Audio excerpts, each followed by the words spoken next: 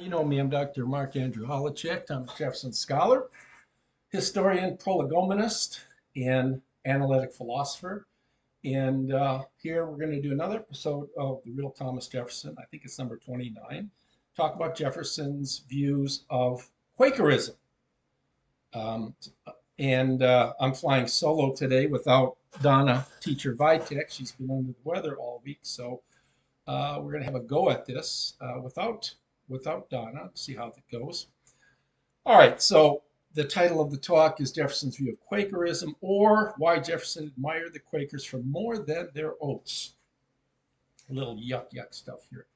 All right, in a letter to John Adams in August 22, 1813, Jefferson talks about the Quakers and tells Adams that all of us should follow the Quakers. In other words, we should follow our own innate sense of what's right and wrong.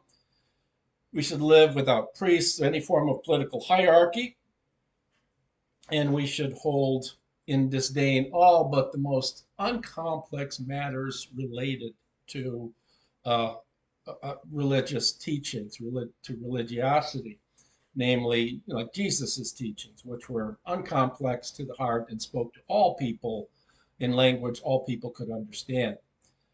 Now, Jefferson has numerous references to the Quakers in his writings, and we need not go to all of them, but for the most part, with one exception, they are all positive. Jefferson's only letter where he castigates the Quakers is in a letter to, let me find it, Samuel Kercheval, January 19, 1810. And here he is holding them to task for splitting and leaving England because of religious persecution, and yet still maintaining ties in some measure with England. Edward Gosted, who wrote a book on Jefferson religion, said, in the world of dogma, Quakers passed Jefferson's test. In the world of politics, they failed. In other words, he bought into what the Quakers had to say concerning religiosity, but not politics. The Quakers just couldn't cut the umbilical cord all the way, and they should have. Right? Brief history of the Quakers. I'll say just in a few words. They began in 17th century England. There were, because of the Anglicanism, because of Britain having Anglicanism as the official religion, many Quakers left for the New World to escape religious persecution. They settled very much in Rhode Island and Pennsylvania and New Jersey, in places which were relatively tolerant of their Quakerism. And I think we could say for the most part they thrived in those areas. They practiced sort of what I call a universal priesthood. What I mean by that is each person was his own priest. They did not need someone to mediate for them between their God and themselves. They believe they can speak. They talked of an inner light where people can directly access God.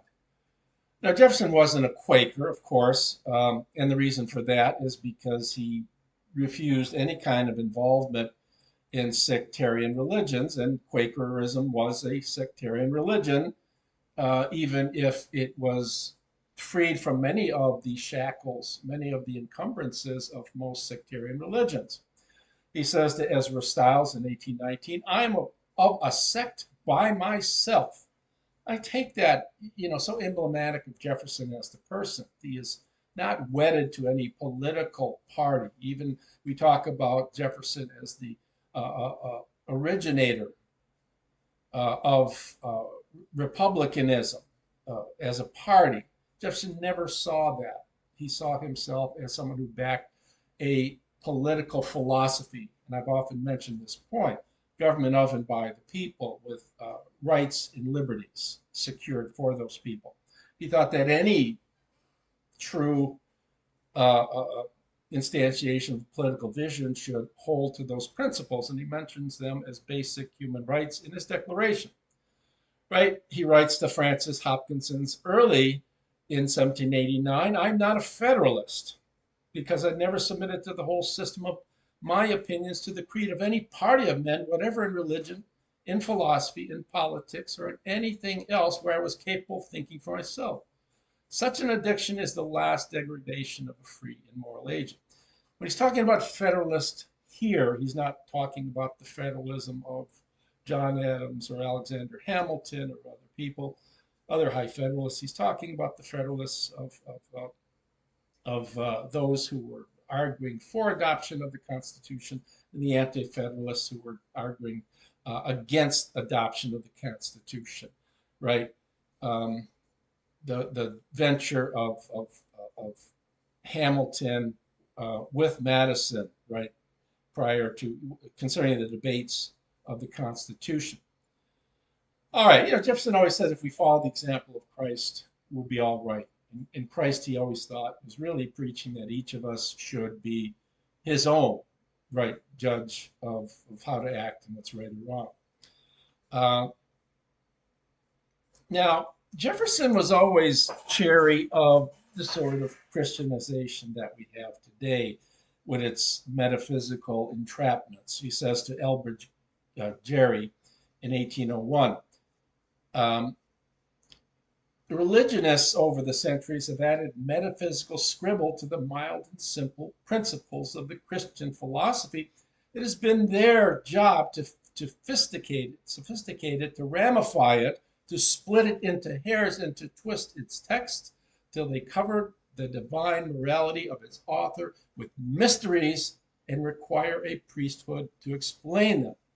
What he means by that is the Christianity that we have today with all of its enigmas. It's three gods in one, life after death, and miracles, and all these things. These were things that were brought into Christ's teachings by later writers who, because of empleomania is their desire for political power, a shared political power, added these things to complicate the teachings of Jesus, thereby ensuring themselves some measure of political power because they were the only ones who could interpret Scripture, right?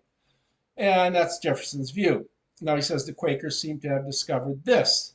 They have no priests, therefore no schisms. They judge of the text by the dictates of common sense and common morality. Jefferson always said in many places that each of us is to be judged by how he acts, not what, not the principles that he embraces so much, but how he acts. That's the true test of who a person is and who a person's, the essence of that person. And he says in a letter in 1813 to William Canby on September 18, talking about going to the gates of heaven upon death. And Jefferson, as I've shown, does not believe in an afterlife, but he's speaking metaphorically here. He who steadily observes these moral precepts in which all religions concur will never be questioned at the gates of heaven as to the dogmas in which they all differ.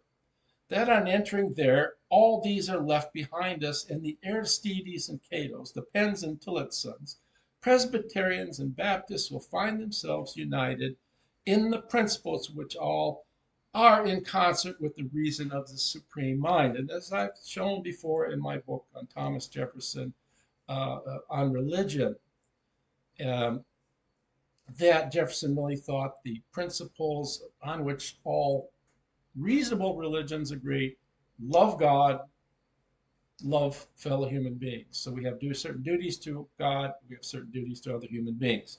These are the true principles of morality. Now, to Thomas Whitmore in 1882, a few years before his death, Jefferson exults in the fact that the Quakers don't have any formulas of creed. He states the religions of antiquity had no particular formulas of creed, those of the modern world none, except those of the religionists calling themselves Christians, and even among these the Quakers have none. And hence alone the harmony, the quiet, the brotherly affection, the exemplary and unsystematizing society of friends. So he is praising, lauding the Quakers for not adopting specific creeds to complicate the teachings of religion, the teaching of true morality. And later in the same month, in June 26th of 1882, he says, the Quakers craft no formulas of creed and confessions of faith.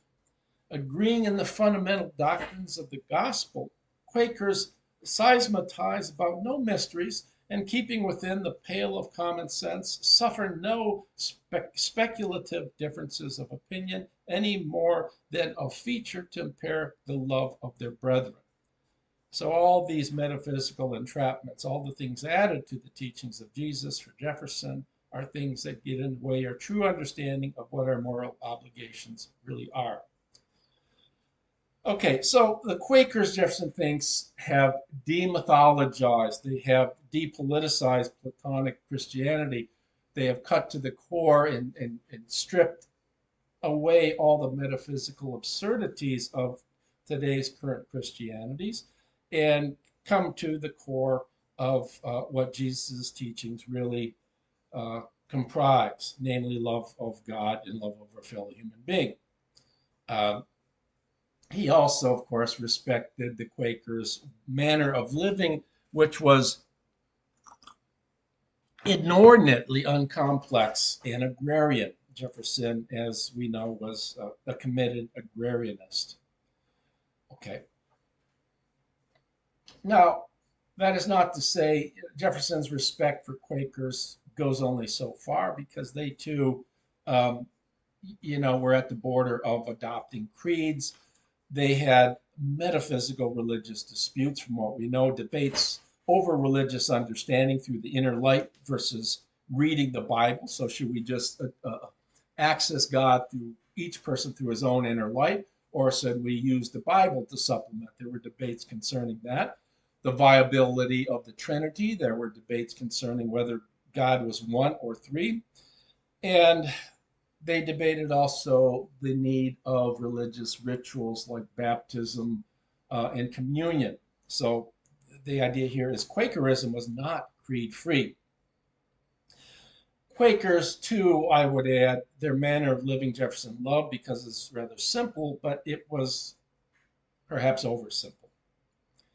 Quakers were chiefly agrarian and only were given the rudiments of an education, the education sufficient for doing the sorts of things that needed to be done: farming, building carriages, building houses and barns and things like that. So they needed simple mathematics. They needed to speak and read and write and so forth. And Jefferson was fine with all that. So what that was is that each Quaker was given the sort of education that Jefferson would call ward school education, education of most masses, American males and females, reading, writing, certain basic arithmetic skills, and so forth, right? Uh, Now, the problem with that is that if you have nothing but, ward school education, there's no need of in place for the Galileo Galileis, the Francis Bacon, the Isaac Newtons, Jefferson's famous Trinity, for any of them to disclose the axial dynamical principles of the physical universe, as Galileo and Newton certainly did. Newton with his law of universal gravitation, the three laws of motion, right? Principle of inertia and so forth, F equals ma, and the principle for every action there's an equal reaction and so forth. There was no need for people like William Harvey, who demonstrated the circulation of the blood, so taught us that blood wasn't created and destroyed all the time, but that it actually circulated in the human body. So in effect, for the Quakers, there was no need of the sort of higher education, like an institution, University of Virginia, to give the people of greater ambition, of greater intelligence, and greater, desire the need of a higher education that elevates all of people and introduces all people to a more efficient and easier manner of living, right?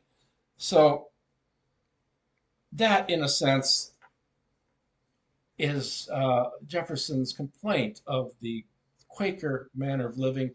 It's simple, and that's wonderful for the overwhelming majority of people, but it's oversimple because there needs to be incentives for people of higher morality who pay more attention to morality, of greater ambition, and of greater genius.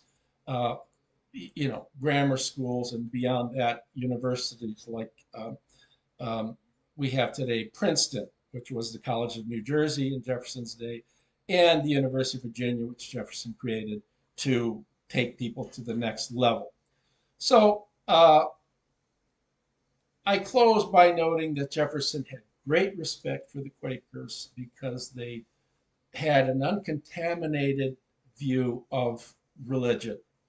We need to love other people, we need to love our God, and we need to live in a manner that is simple, that praises the teachings of Jesus. And he really appreciated, I think, the Quakers for the simple manner of living. But as I say, when I sum, the manner of living was oversimple. It did not allow for la crème de la crème, as the French would say, for certain people to rise to the top and help us understand the complexities of the universe and move us to the next level so that um, we could have technological advances and advances of knowledge that ease the burden of human existence. Well, anyways, thank you. And I hope you enjoyed that. And we'll be back next week with another episode of The Real Thomas Jefferson, or One Word, Five Questions. And I'll hopefully have my uh, colleague, my in arms, Donna Teacher Vitek, with me. So TTFN, ta ta for now, and we'll do this again. Thank you. Thank you very much.